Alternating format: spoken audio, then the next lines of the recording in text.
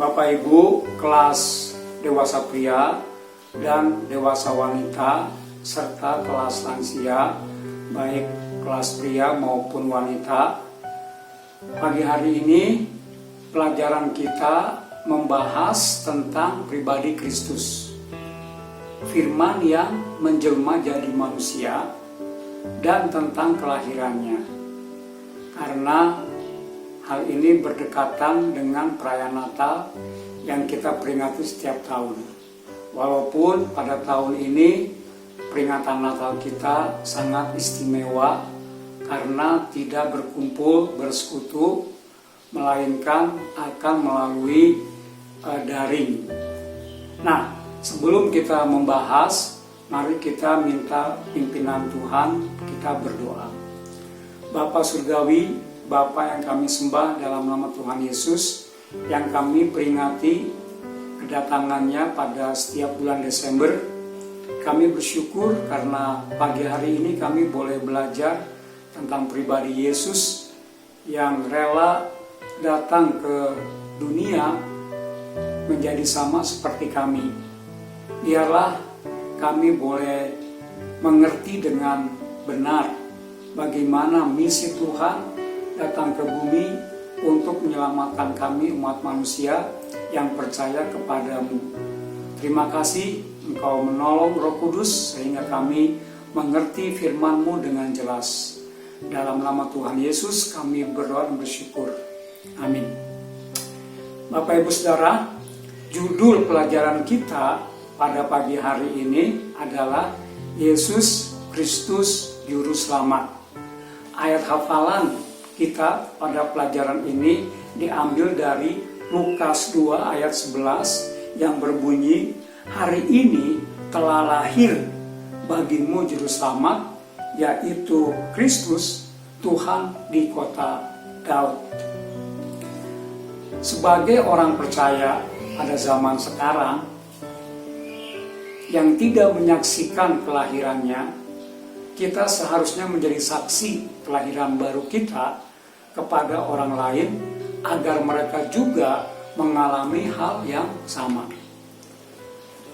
Nah, Bapak Ibu, bagaimana hari kelahiran Yesus Kristus itu dicatat di dalam Alkitab, tetapi kita akan melihat bagaimana umat manusia mencatat hari kelahiran Kristus.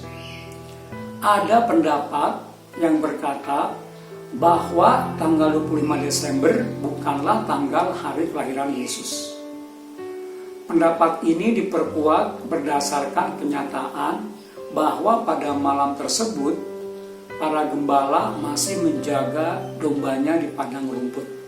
Lukas 2 ayat 8. Pada bulan Desember tidak mungkin para gembala masih bisa menjaga domba-dombanya di padang rumput, sebab musim dingin telah tiba. Jadi sudah tidak ada rumput yang tumbuh lagi. Para pendukung tanggal kelahiran bulan Desember berpendapat meski musim dingin, domba-domba tetap tinggal di kandangnya di padang rumput dan tetap dijaga oleh gembala. Dan meski tidak ada rumput, padang rumput tetap disebut padang rumput. Meskipun kapan hari Natal masih menjadi perdebatan, agama Kristen pada umumnya sepakat untuk menetapkan hari Natal jatuh setiap tanggal 25 Desember dalam kalender Gregorian.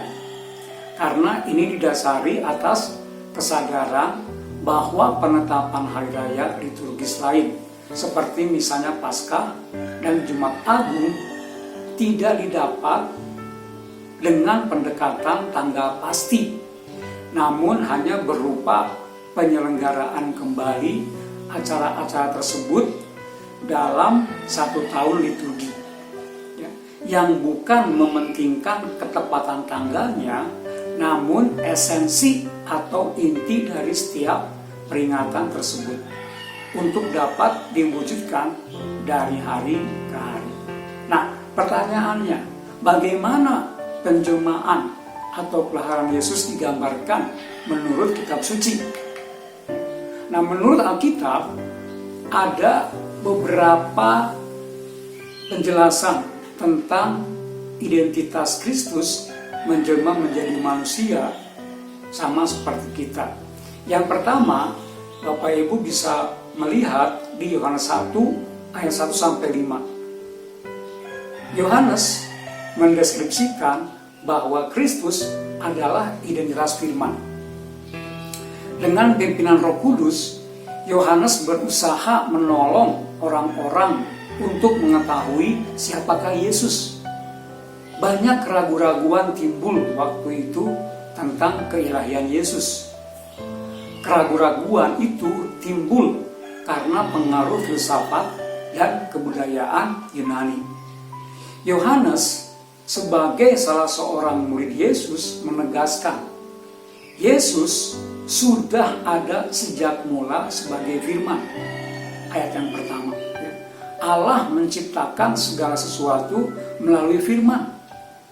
Firman Allah yang kemudian menjelma menjadi Yesus ternyata sudah ada sebelum ia dilahirkan di dunia. Luar biasa, bukan? Yang kedua, Bapak Ibu, penjelmaan firman. Yohanes 1:14 sampai 18. Firman telah menjadi manusia. Itu di ayat 14. Dan disebut anak tunggal Bapa. Jelaslah bahwa dengan dilahirkannya Yesus, firman itu telah datang ke dalam dunia. Ia merupakan perwujudan Allah seutuhnya. Sifat Allah seperti Maha Kasih, Maha Kuasa, panjang sabar, penyayang terdapat juga di dalam pribadi Yesus. Allah tidak berubah. Allah yang memberi hukum Taurat pada zaman Musa adalah Allah yang sama yang mengutus Kristus ke dalam dunia supaya melalui Yesus manusia beroleh keselamatan. Yesus adalah kasih karunia Allah yang menjelma menjadi manusia. Yang ketiga, bagaimana kelahiran Yesus dicatat. Kita bisa membaca teks ini dari Matius 1 ayat 18 sampai 25. Ya. Ringkasannya seperti ini. Maria, seorang perawan Yahudi yang saleh, telah dipilih Allah untuk melahirkan Yesus atau Juru Selamat. Dia diperkenan Allah dan tiba-tiba mendapatkan dirinya hamil. Pasti kaget, seorang perawan tiba-tiba hamil. Tunangannya Yusuf menyangka bahwa Maria berselingkuh dengan orang lain dan dia bermaksud menceraikannya diam-diam supaya tidak mempermalukan Maria. Tetapi seorang malaikat datang dalam mimpi yang menerangkan bahwa anak yang di dalam kandungan Maria adalah dari Roh Kudus. Lebih lanjut, Yusuf disuruh menamakan anak itu Yesus, yang artinya Tuhan adalah penyelamat. Yusuf tidak bersetubuh dengan Maria sebelum Yesus lahir. Jadi Yusuf menjaga kesucian Maria sampai Yesus lahir. Yang keempat, saudara, Alkitab pun menjelaskan bagaimana ketika Yesus lahir disambut oleh gembala-gembala. Teksnya bisa dilihat di dalam Lukas 2 ayat 8 sampai 20. Ya, saya ringkas seperti ini kisahnya. Pada malam kelahiran Yesus, sejumlah gembala sedang menjaga ternaknya di sebuah padang dekat kota Betlehem. Tiba-tiba seorang malaikat menampakkan diri kepada mereka dan memberitakan kabar baik. Juru Selamat yaitu Kristus, Tuhan, telah lahir di kota Daud. Malaikat juga memberitahu bagaimana para gembala bisa mengetahui bahwa bayi itu adalah Yesus. Ini ciri-cirinya: dibungkus dengan kain lampin dan terbaring di palungan. Saudara, pasti tidak ada seorang pun bayi yang terbaring di palungan. Semiskin-miskinnya keluarga, pasti tidak akan ada yang melahirkan dan membaringkan bayinya di palungan. Setelah malaikat itu menyampaikan berita sukacita itu, nampaklah serombongan malaikat lainnya menyanyi memuji Allah. Para gembala bergegas ke Bethlehem untuk mencari dan melihat bayi istimewa yang baru lahir itu. Lalu mereka pulang dan memberitakan tentang apa yang mereka telah dengar dan saksikan. Luar biasa bahwa Yesus lahir ditengok oleh gembala-gembala, tetapi pengumumannya disampaikan oleh malaikat surga. Yang berikutnya, saudara, seputar kelahiran Yesus juga dicatat di dalam Matius 2 ayat 1-12 yang dikunjungi oleh para Majus dari timur. Ringkasannya adalah seperti ini. Orang Majus adalah ahli dalam bintang atau dalam bidang perbintangan. Mereka adalah orang-orang non-Yahudi yang datang dari timur. Melalui penyelidikan mereka dari sebuah bintang istimewa, mereka meyakini bahwa bintang itu menandakan seorang raja telah lahir. Lalu mereka melakukan perjalanan jauh dan mereka berangkat menuju di mana bintang itu berada. Mereka pergi kepada Herodes, penguasa Yudea, dan mereka bertanya, di manakah dia, raja orang Yahudi yang baru dilahirkan itu? Wah, saudara, mendengar pertanyaan ini, Herodes sangat kaget. Dia begitu resah. Karena apa? Raja siapa lagi? Jangan-jangan dia akan mengambil kedudukanku sebagai raja.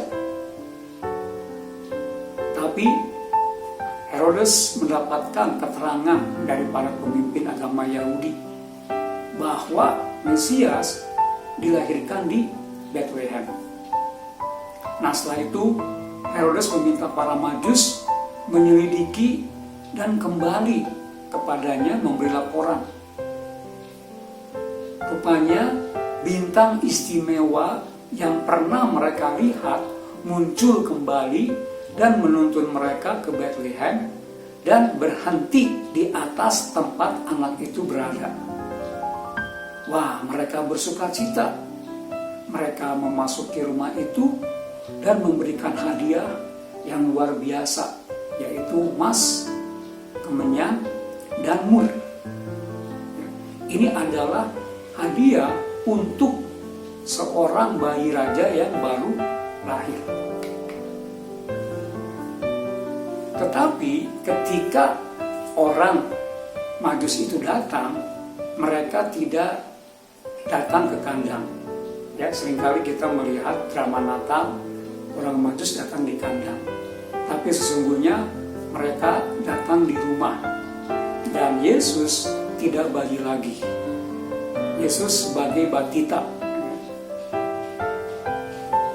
Nah, yang berikutnya, Alkitab pun mencatat bagaimana Allah ingin menyelamatkan bayi itu.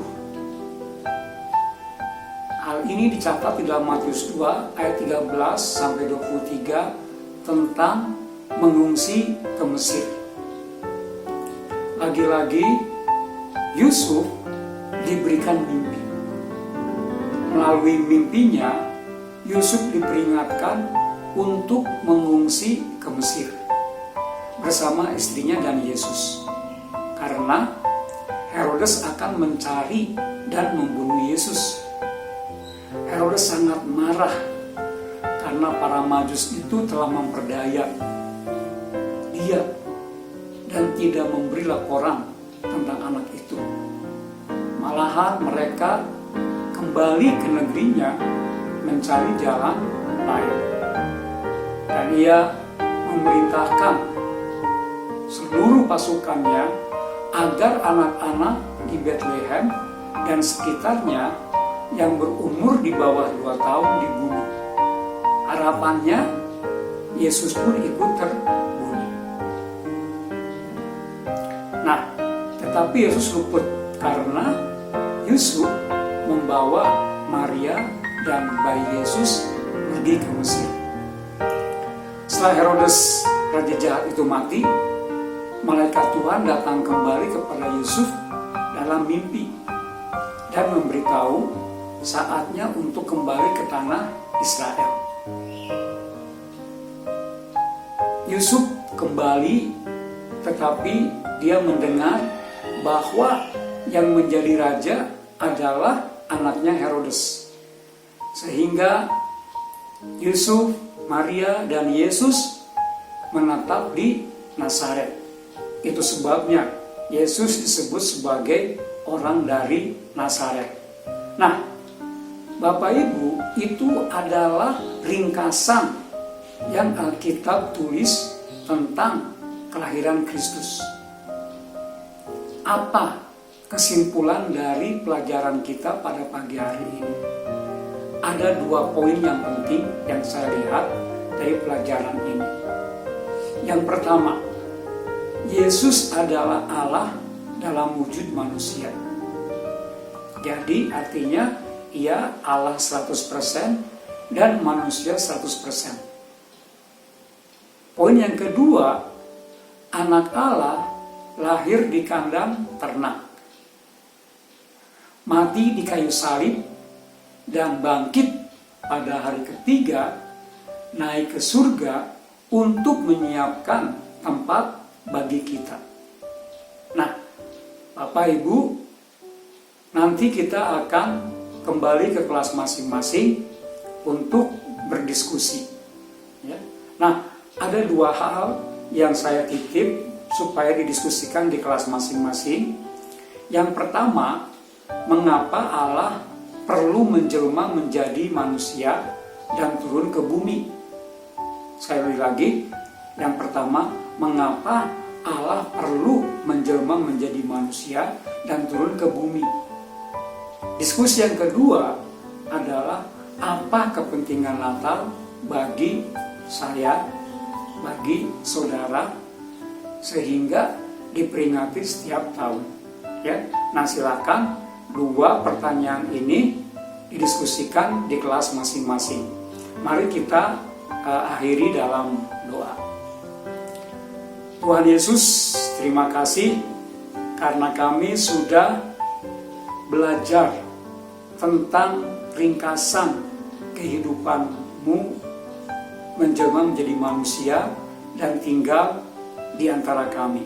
Kami bersyukur karena Engkau dikunjungi baik oleh gembala yang dianggap sebagai kelompok yang paling hina, tetapi juga Engkau dikunjungi oleh para Majus, orang-orang pintar, orang-orang yang berpengetahuan yang datang dari negeri timur.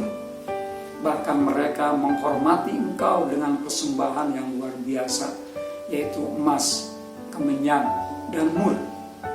Bahkan pengumuman kelahiran-Mu pun disampaikan oleh bala malaikat dari surga.